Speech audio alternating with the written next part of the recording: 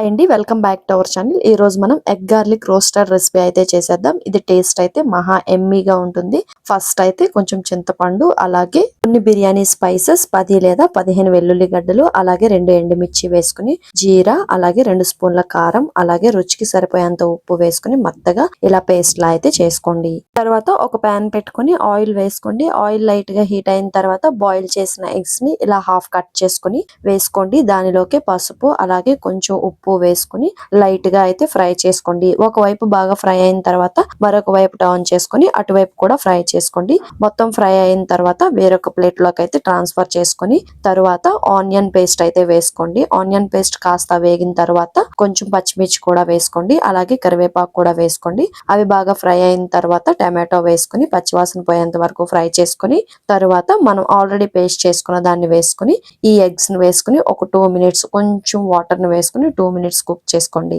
Fry అయిన తర్వాత వేడి వేడి అన్నంలో సర్వ్ చేసుకోండి. టేస్ట్ ఎక్సలెంట్ గా ఉంటుంది. Bye bye.